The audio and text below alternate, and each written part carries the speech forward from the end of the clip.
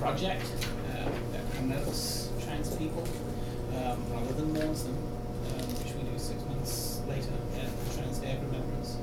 So for a project that talks about how people are living in their communities, promoting the trans community, what does something like this mean for you to be a part of it?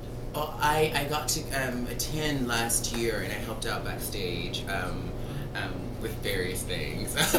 And it was just an honor to witness this, for me, trans people celebrating and loving each other. And I've said before that I feel like that is revolutionary. And so it just feels so very special to be amongst a group of folks loving and supporting each other. And it's, I don't know, I've been thinking critically about the what reason Trans Day of Visibility was started. It's sort of a reaction to Trans Day of Remembrance and how so often trans lives are only deemed valuable in our death. And Monica MHC has been very critical of Trans Day of Remembrance associated mock, and so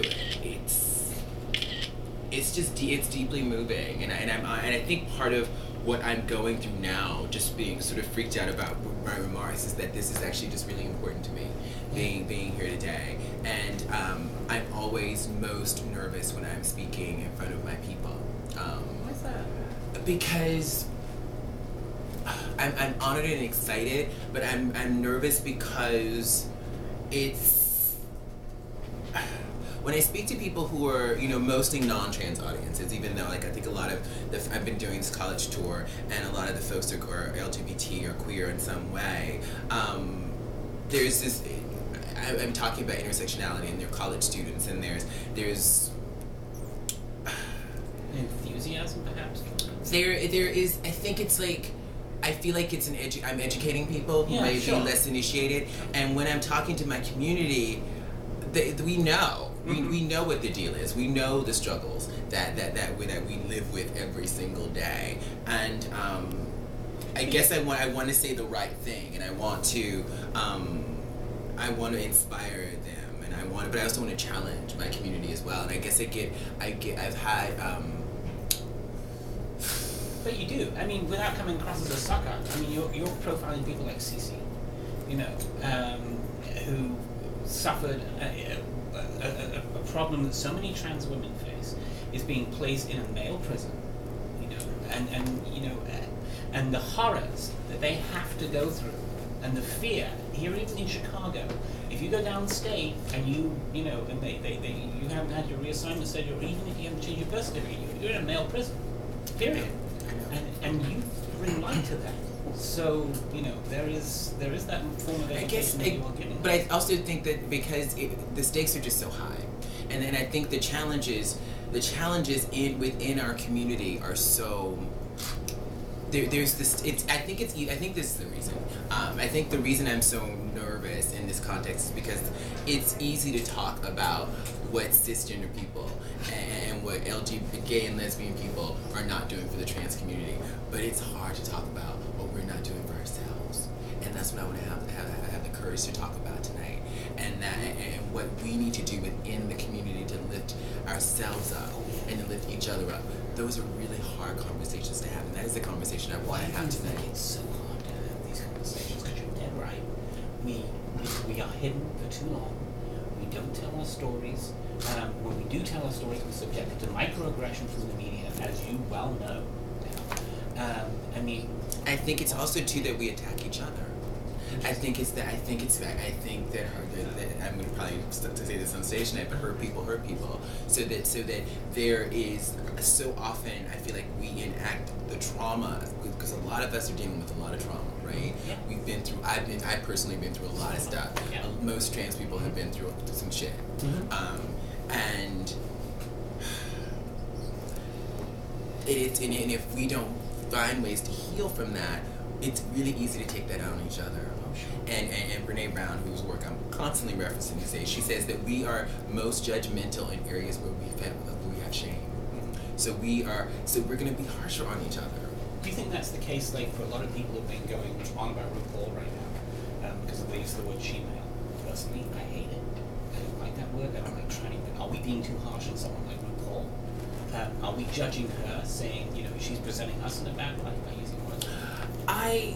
I haven't seen the segment that everyone's referencing. I've just been traveling. I am a fan. I have historically been a fan of RuPaul's Drag Race. I feel like I want to see the segment before I comment on it.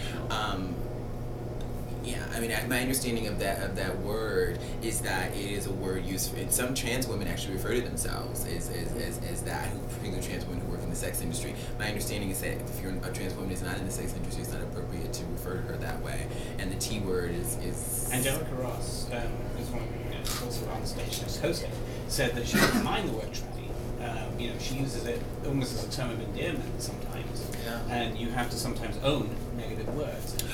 Well, for me, a dear friend of mine in New York reminded me that as I was sort of coming up as a young trans girl, that the T word that ends with the Y, I don't say it anymore, it's a word I used to use to refer to myself, and once I realized that was a word that a lot of people had a lot of problems with, and then looked at the etymology of the word, and the etymology of the word, like sort of, you know, to some trans woman who's a slut, you know, it sort of, you know, comes out of porn.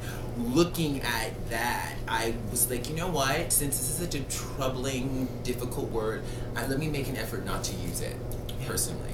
And I think we can choose to do that. As an artist, I've never wanted to censor anyone's language. I think that it's about us critically engaging with representations and critically engaging with the use of language, but never to censor. And never to say that someone shouldn't say something. But I think it's important to talk about when someone does say something, how it might affect people, how it might, and to look at context as well.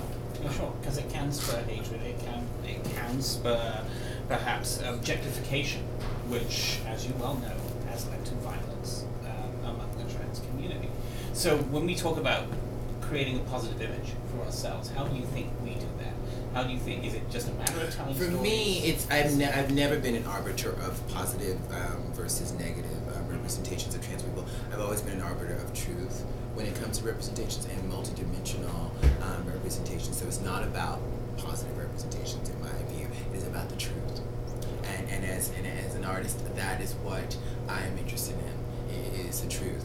And telling the truth with love and with critical awareness around the truth, and understanding that the truth is subjective and everyone has their own truth. So in terms of, I think it's about us telling the truth of our stories and critically engaging with those truths, and doing with love and empathy for each other and for ourselves. How do you recommend, you know, kids, say somewhere in Oklahoma who is trying to come out, can't come out, afraid of coming out? How do they find that truth for themselves? I've met so many kids, kids over the past 6 months or so touring, and a lot of kids are amazing and they deal with a lot of stuff. I always say that, like, I think coming out and dealing with your who you are is also about safety. I think we know sometimes if our parents are going to be accepting or not. If they're not, I think it's important to, if we can stay in our homes, to stay in our homes. If we can find ways to stay in school, to stay in school. I think it's like, because we know the reality, let's talk, speaking of truth, the reality is when far too many LGBT youth tell their parents that they're LGBT, they tell them that they're trans, and they get kicked out, and they end up on the street.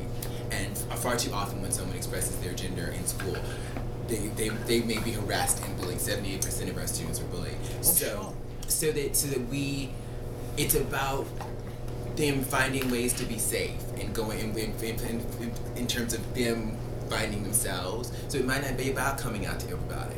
Maybe finding those 1 or 2 people that they can come out to and expressing their gender in ways that keep them safest. I want to keep our kids safe, and I want them to be able to figure out ways to keep themselves safe. But I also think that it's the job of parents and teachers and administrators to keep our kids safe in schools as well.